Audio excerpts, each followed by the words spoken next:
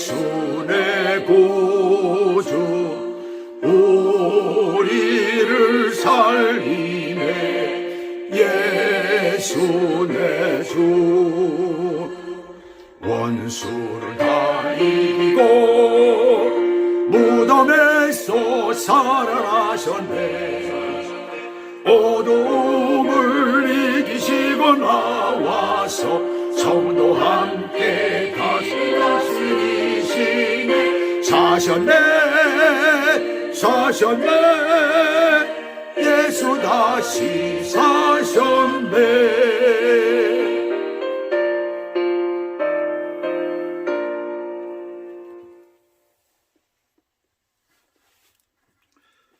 자, 오늘 하나님의 말씀은 마가복음 16장 9절에서부터 13절까지 내용입니다. 마가복음 16장 9절에서 13절까지. 말씀의 제목은 누가 부활을 꿈꾸는가? 그 기적은. 누가 부활을 꿈꾸는가? 그 기적은. 그런 제목을 붙였습니다. 여러분, 오늘 부활주일입니다. 예수님 부활을 축하하는 예배 자리죠. 예수님이 죽으신 그 몸이 다시 살아났다는 거예요. 뿐만 아니라 우리도 그와 같이 다시 살아난다는 겁니다. 참 누구도 믿을 수 없는 일이죠. 이 부활이라는 말은 헬라어로 아나스타시스라는 말인데 또 하나의 단어가 있죠. 그 아나스타시스라는 이 말을 풀이할 때 사용하는 에게이라는 그런 말이 있습니다. 두 가지 단어가 다 사용이 되는 건데 부활이라는 말인데 도대체 그 무엇 때문에 어떻게 죽었던 사람이 다시 살아날까? 먼저 본문을 읽고 부활이 무엇인가를 찾아보도록 하겠습니다. 그래서 9절부터인데 9절부터 보시면은 예수께서 안식 후 첫날 이른 아침에 살아나신 후 전에 7 귀신을 쫓아내어 주신 막달라 마리에게 먼저 보이시니 마리아가 가서 예수와 함께 하던 사람들이 슬퍼하며 울고 있는 중에 이 일을 알리매 그들은 예수께서 살아나셨다는 것과 마리아에게 보이셨다는 것을 듣고도 믿지 아니하니라 그랬어요. 예수님께서 부활하셨을 때에 막달라 마리아에게 먼저 보이셨다는 것과 그리고 그 마리아가 예수님이 부활하신 것을 보고 가서 제자들에게 말했지만 아무도 믿지 않았다는 그런 말입니다. 그리고 그 다음에 12절에 보시면은 그 후에 거기에 모여있던 사람들 중에 두 사람이 믿지 않았던 그 사람들입니다. 그들 중에 두 사람이 걸어서 시골로 갈 때에 예수께서 다른 모양으로 그들에게 나타나시니 두 사람이 가서 남은 제자들에게 알렸을 때 역시 믿지 아니하니라 그랬어요. 그런데 이 12절과 13절의 내용이 누가복음 24장 13절에서부터 35절까지 자세하게 풀이되어 있어요. 그런데 특이한 것은 두 사람 모두가 예수님과 함께 얘기를 나누며 숙박하러 갔어요. 숙박할 하룻밤 자러 어디에 들어가서 음식을 나누기까지 전혀 예수님을 알지 못했다는 것입니다. 참 희한하죠. 그리고 본문에 보시면 거기에 대한 답이 나와요. 여기 보시면 다른 모양으로 그들에게 나타나시니 그랬습니다. 도대체 어떻게 나타나셨길래? 아무리 옷을 바꿔 입어도 그렇잖아요. 아니 헤어스타일을 다르게 했다 하더라도 아니 무슨 모습을 좀 다르게 했다 하더라도 예수님 얼굴은 변하지 않았을 것 아닙니까? 또 모양도 변하지 않았을 거 아니에요. 스타일도 안 변했을 거 아니에요. 도대체 어떻게 나타나셨으면은 3년 반이나 예수님과 함께 거하며 예수님 말씀드리며 따라다니던 그 제자들 중에 두 사람인데 누군지 정확하게 한 사람의 이름은 나왔습니다. 여자의 이름이더라고요. 여자 제자인가 봐요. 둘 다. 알아보질 못했을까? 말까지 하고 또 그분이 같이 말하는 그분이 계속해서 가르치는 그 말씀까지 들었는데 왜 몰랐을까? 여기서 먼저 알아야 할 것은 사람이 죽은 이후에 어떻게 되느냐입니다. 자, 무신론자들이나 공산주의자들, 유물론을 말하는 사람들은 인간은 죽으면 아무것도 아니라는 겁니다. 인간은 결과적으로 이 땅에서 신나게 살다 가면 된다, 바로 그 얘기예요. 그래서 공산주의자들, 전체주의자들, 이물론자들이 이 땅에 살면서 범죄를 많이 일으키는 이유 중에 하나가 바로 그겁니다. 그러나 고대로부터 많은 사람들과 모든 종교들은 죽은 이후의 세계가 있다고 생각은 하지만 그것들은 불확신했었어요. 그러나 성경은 사후 생이 있음을 확실하게 말씀을 하고 있습니다. 구약 성경은 모든 사람이 죽은 이후에 수월에 간다고 그랬어요. 신약에서는 하데스라고 그랬습니다. 둘 다 음부라는 뜻이에요. 그래서 구약 성경에서는 모든 사람이 죽은 이후에 그 영혼이 수월로 내려간다라고 했습니다. 그래서 시편 9편 17절은 이렇게 말씀합니다. 악인들이 수월로 돌아가며 하나님을 잊어버린 모든 이방 나라들이 그리하리로다. 자, 여기 보시면은 악인들만 가는 것 같아요. 구별돼서 지금 말씀하는 것 같습니다. 그런데 말이죠, 의인도 그것에 간다고 했어요. 욥기서에서 욥은 이렇게 기도합니다. 욥기서 14장 13절에 보시게 되면 주는 나를 수월에 감추시며 주의 진노를 돌이키실 때까지 나를 숨기시고, 한마디로 수월에 나를 감춰달라고 기도하고 있는 장면이에요. 또 창세기 우리가 37장 35절에 보시면 그 유명한 야곱은 뭐라고 얘기를 하냐면 수월에 내려서 그의 아들 요셉에게로 가리라고 이렇게 했어요. 아니, 일부러 수월이 만약에 악인들만 가는 곳이면 자기가 악인이라는 얘기 아니에요. 그 길로 가겠다는 것 아닙니까? 악인들이 자기 스스로 그곳으로 가겠다는 사람이 어디 있어요, 한 말도. 또 기도로 자기 생명을 15년이나 연장을 받은 히스기야 왕도 뭐라고 얘기하면 죽음을 음부의 문으로 들어가는 것으로 이렇게 보았다는 얘기입니다. 음부. 욥이나 야곱 같은 의인도 히스기야 왕도 가는 것이 죽음 이후에 수월로 간다라고 했습니다. 그런데 누가복음, 우리가 신약 성경에서도 누가복음 16장에 보시면은 부자와 나사로가 죽음 이후에 하데스, 신약에서는 하데스라고 합니다. 음부를. 그곳으로 가는데 서로의 말할 수 있는 거리에 있었음을 알 수가 있어요. 부자는 또 나사로는 서로 다르잖아요. 근데 서로 말할 수 있는 거리에 있었음을 알 수 있습니다. 또한 선한 자가 있는 곳, 예수님은 낙원이라고 했어요. 즉 믿는 자와 믿지 않는 자로 갈라져 있다는 것을 우리가 그 말씀을 통해서 확실하게 보게 됩니다. 믿지 않는 자가 기다리고 있는 것은 엄청난 고통이 또 있다는 것을 알 수가 있어요. 그러니까 죽은 이후에 모든 영혼이 가서 부활과 심판을 기다리는 것이 바로 어디? 음부라는 것입니다. 또한 아직 그곳은 완전한 지옥 불못은 아닌 것이에요. 고통을 당하는 곳이지만 완전한 지옥 불못은 아닙니다. 지옥 불못의 바로 전 단계다라는 것을 알 수가 있어요. 이것은 세상과 완전히 단절되어서 어떤 방법으로도 그 위치를 바꿀 수 없는 것입니다. 그렇다면 무엇 때문에 하나님께서 이렇게까지 하실까? 왜 갈라져 가지고 가게 하셨을까? 그래서 창세기로부터 우리가 쭉 계속 보게 되면은 하나님께서는 자기 백성을 삼으시려고 하는 것을 보게 돼요. 그래서 자기 백성들이 가는 곳과 그렇지 못한 자들이 가는 것을 가르치시는 것을 우리가 발견하게 되죠. 그래서 예수님이 십자가에 못 박히실 때에 신앙 고백을 한 옆에 한 강도에게 나와 함께 낙원에 있으리라고 하시죠. 그 강도는 엄청난 축복을 받은 거예요. 이 땅에 살면서 한 번도 예수님을 알지 못했던 사람이 십자가에 못 박히실 때에 옆에 다른 강도가 예수님을 공격하고 신랄하게 비판을 할 때 그 역성을 들어주면서 저분은 절대 그런 분이 아니다라고 말하는 그 말 한마디가 그 사람에게 엄청난 축복이 된 것입니다.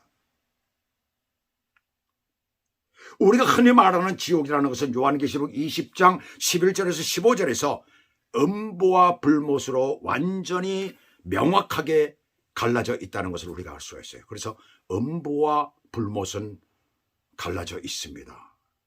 그러나 음부도 고통이 있는 것이고 고통을 당하는 것이고, 그리고 불못은 말할 수 없는 영원히 끝나버리는 것입니다.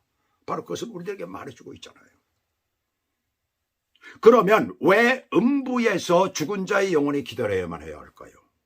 그것은 신체적 부활이라는 엄청난 사건이 기다리기 때문에 그렇습니다. 그렇다면 누가 부활을 꿈꾸는가? 우리는 성경 가운데서 아브라함을 발견합니다. 그래서 창세기 22장 5절을 보시게 되면 이에 아브라함이 종들에게 이르되 너희는 나귀와 함께 여기서 기다리라. 내가 아이와 함께 저기 가서 예배하고 우리가 너희에게로 돌아오리라 하고 이렇게 말을 하죠. 아브라함이 이게 무슨 말입니까? 하나님께서 내 아들 이삭을 바치라고 하니까 그 이삭을 데리고 가시잖아요. 그 떼일까면 잔뜩 지고선 갑니다. 가지고 갑니다. 그럴 때 이제 하인들이 그것을 다 짓고 갔는데 그 하인들을 남겨놓고 가지고 갔는데 남겨놓고 대신 이삭의 그 땔감을 지우고 올라가는 장면이 나오잖아요. 이삭이 묻잖아요. 땔감은 있는데 왜 재물이 없습니까? 그러잖아요. 아브라함은 그때에 우리가라는 말을 주목해야 돼요. 우리가 다시 돌아오리라고 얘기를 하잖아요. 아브라함은 하나님께 자신의 아들을 바치는 제사를 드리고 돌아올 것을 확신한 것입니다. 하나님께서 그 아들을 절대로 죽이시지 않는다. 완전히 없애버리지 않으신다는 거예요. 다시 살리신다는 것을 그는 믿었다는 것이에요. 바로 하나님의 능력을 믿는 자가 부활을 꿈꾸는 자입니다. 또 한 사람이 있죠. 욥기서 19장 25절에서 27절입니다. 욥은 자기의 육체 안에서, 우리 성경은 육체 밖이라고 번역이 되어 있습니다. 잘못됐습니다. 성경 번역이. 영어 성경에도 보게 되면 in my flesh라고 되어 있어요. in my flesh. 내 육체 안에서라고 되어 있습니다. 그리고 원어를 봐도 내 육체 안에라고 되어 있어요. 다른 성경, 영어 성경 다른 걸 가지고 번역을 했기 때문에 그렇습니다. 그 영어 성경은 그렇게 되어 있어요. 그런데 이 킹 제임스나 또는 우리가 흔히 보는 NIV나 이런 것들은 올바르게 번역이 됐습니다. 육체 안이라고 되어 있습니다. 욥은 자기 육체 안에서 하나님을 볼 것을 기대했다는 얘기예요. 바로 이 얘기는 뭘 얘기를 하고 있느냐면 하나님의 부활의 능력을 믿었던 것입니다. 그리고 열왕기 상에서 과부의 아들과 열왕기 하에서 수넴 여인의 아들과 선지자 엘리사의 뼈에 접하자마자 회생된 사람이 있죠. 그들 모두가 다 다시 살아났어요. 신약에서는 마태복음 9장에 야이로의 딸과 그 다음에 나인성의 청년, 그리고 죽었던 나사로는 예수님이 살리신 자들이고, 베드로가 살린 다비다, 그리스어로는 도르가라고 하죠. 그리고 창문에 덜타 앉아서 말씀을 듣다가 졸고 있었던 유두고라는 사람과 바울이 살린 사람이죠. 자, 이들은 다 믿음을 갖고 기도했을 때에, 능력으로 기도했을 때 그들이 살아났던 것을 우리들에게 말해주고 있습니다. 그렇지만 그들이 과연 부활일까요? 그들은 부활이 아닙니다. 성경은 우리에게 세 종류의 부활이 있음을 말씀해주고 있어요. 첫째는 그리스도와 함께 합법적으로 얻게 되는 부활입니다. 바로 모든 믿는 자들에게 오는 거예요. 할렐루야. 우리에게 그것이 온다는 얘기입니다. 두 번째는 영적 부활이지요. 이것은 중생 거듭남을 말하는 거예요. 이건 이미 우리들이 받았잖아요. 그렇죠? 거듭났잖아요. 예수 그리스도를 믿음으로 말미암아 중생되어졌잖아요. 부활됐다는 얘기입니다. 한마디로 우리 속에 예수 그리스도가 들어와 계시, 예수 그리스도의 영이 계시다는 것입니다. 우리 속에 하나님의 나라가 존재하고 있다는 것입니다. 하나님의 백성, 하나님의 자녀가 되었다는 것을 말하고 있잖아요. 그 다음에 세 번째는 뭡니까? 육체적, 신체적 부활입니다. 육체적, 신체적 부활은 말 그대로 우리의 육체, 신체가 다시 살아난 것을 말해요. 예수님이 살리신 사람들과 제자들이 살리신 사람들, 그리고 스스로 죽었다가 살아난 사람들이 있잖아요. 바로 그런 사람들을 말하고 있는 거예요. 이것은 성경이 우리에게 말씀하는 부활과는 다릅니다. 오늘 본문에서 보여주고 있는 예수님의 부활의 모습은 오직 믿는 사람들에게만 주어지는 합법적 부활인 거예요. 그것은 그리스도와 연합된 자만 꿈꾸는 부활인 것입니다. 다른 사람은 안 되는 거예요. 그리스도와 연합된 자만 꿈을 꿀 수가 있는 것이고 그들에게만 이루어지는 것이에요. 그리스도께서 부활하신 후에 생긴 새로운 변화가 된 것입니다. 그래서 이것은 그전에 없었던 것이 예수 그리스도께서 부활하심으로 말미암아 우리에게 주어진 것이에요. 고린도후서 5장 6절에서 9절이 잘 설명하고 있지요.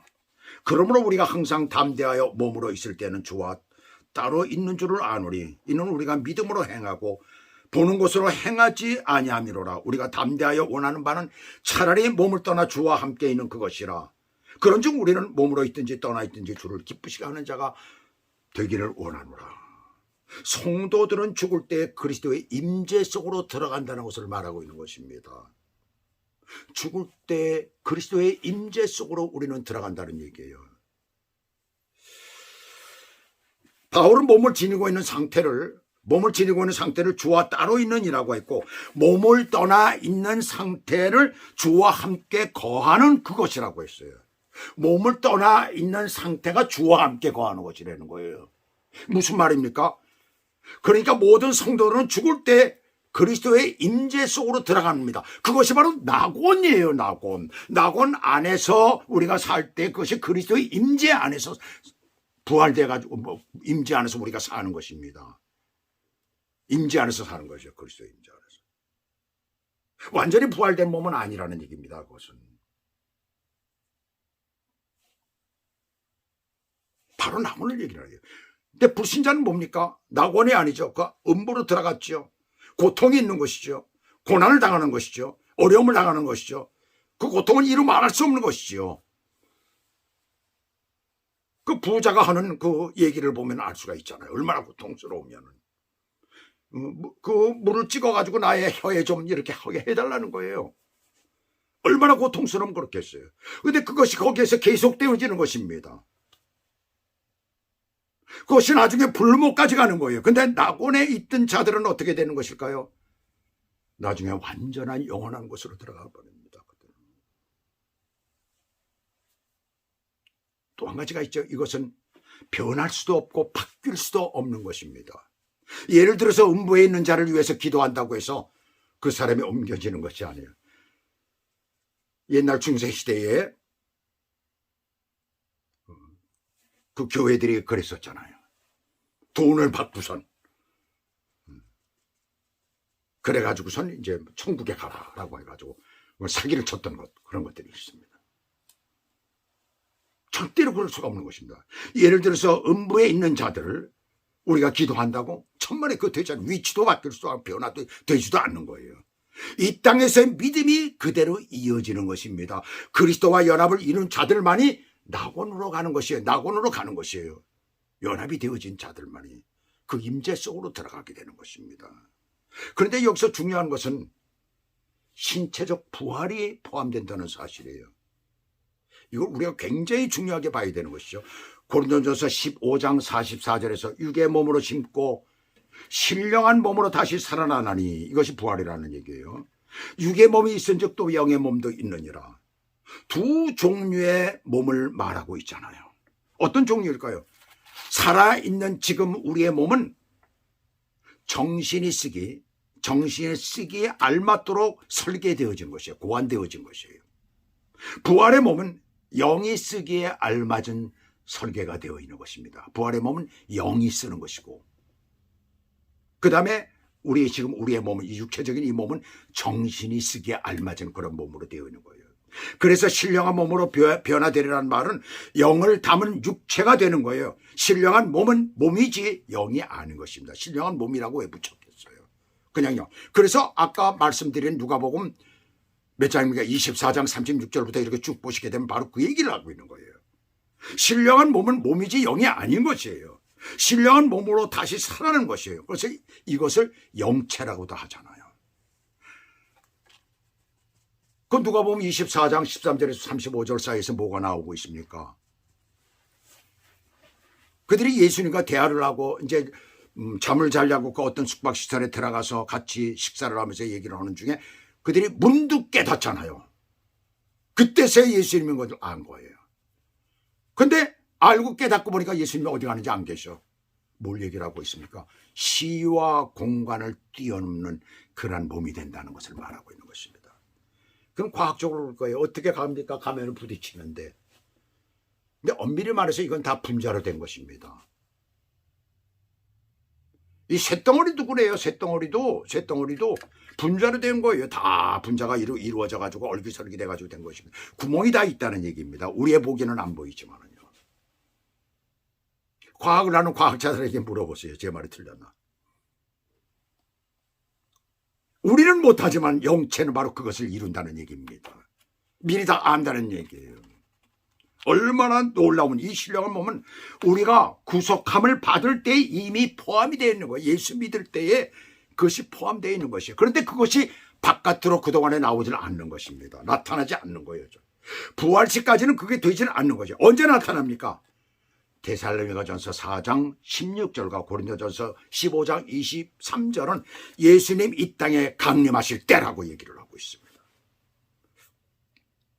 로마서 8장 23절은 그뿐 아니라 또한 우리 곧 성령의 처음 익은 열매를 받은 우리까지도, 자, 성령의 처음 열매를 받은 우리까지도 말이야. 성령을 받았다는 얘기 아니에요. 속으로 탄식하여 양자 될 것 곧 우리 몸의 속량을 기다리느냐. 이미 양자가 됐지만은 그러나 더욱더 확실한 그 양자를 여기서 얘기를 하는 것 아니겠어요? 우리 몸의 속량을 기다리는, 이 속량이 무엇일까요? 바로 부활을 얘기를 하는 거예요. 그래서 우리 몸의 속량 부활을 기다리라는 거예요. 그리스도께서 부활 시에 가지셨던 몸과 같이 부활하게 될 것입니다. 제자들이 미처 알아보지 못한 몸으로 부활한 거예요. 그래서 제자들은 그것을 알 수가 없었던 것이에요. 엊그제 본래 우리가 있던 그 아파트를 갔었어요. 같은 층에 사는 스페니쉬를 만났습니다. 복도에서. 인사를 하니까 그 아주머니인데 연세가 좀 많죠. 우리도 한 65세에서 70세 그 정도 되는 분입니다. 선뜻 알아보지를 못하는 거예요. 몇 개월 만에 보니까 몇 개월 만에 갔어요. 그래서 선뜻 알아보지를 못하는 거예요. 어리둥절해가지고 그러잖아, 내가 인사를 하니까. 그런데 한참 보더니 그때 생각이 나는지 웃더라고 있으면서 오랜만이라고 이렇게 얘기를 하더라고요. 자, 그렇다면 우리 한번 생각을 해봅시다.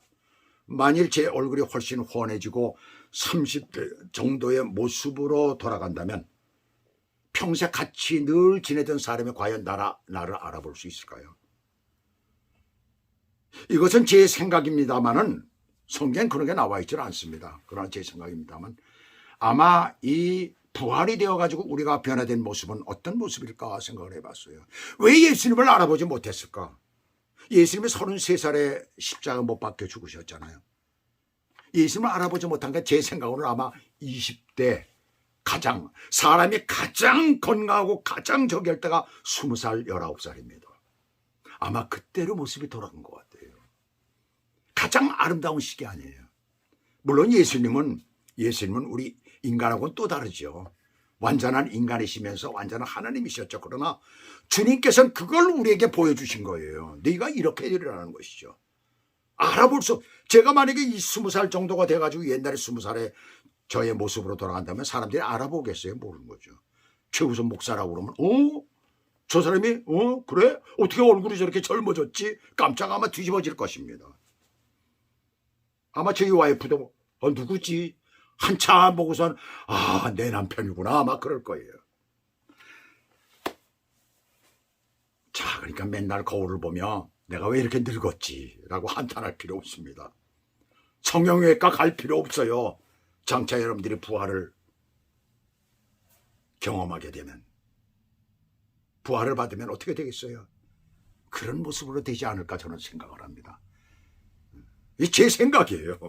아마 그렇지 않을까. 부활의 모습은 바로 그것이 아닐까. 그래서 예수님을 제자들이 못 알아본 것 아닌가. 그러므로 불평 말고 부활을 참음으로 기다려야 하는 것입니다.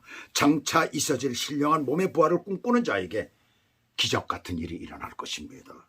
이러한 기적의 역사를 마음속에 늘 품으시고 주님 앞에 온전히 사시기를 주 예수 그리스도 이름으로 축복합니다. 기도하시겠습니다. 하나님 아버지, 오늘도 주의 놀라운 은혜와 사랑과 믿음의 역사를 우리가 또한 봅니다. 부활이 이렇게 좋은 것을, 부활의 몸이라는 것이 이렇게 좋은 것을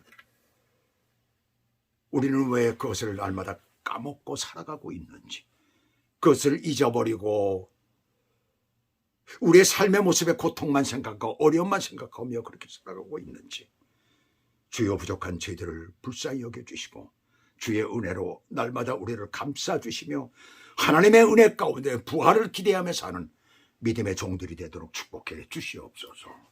예수 그리스도 이름으로 감사하며 기도 올려옵나이다. 아멘.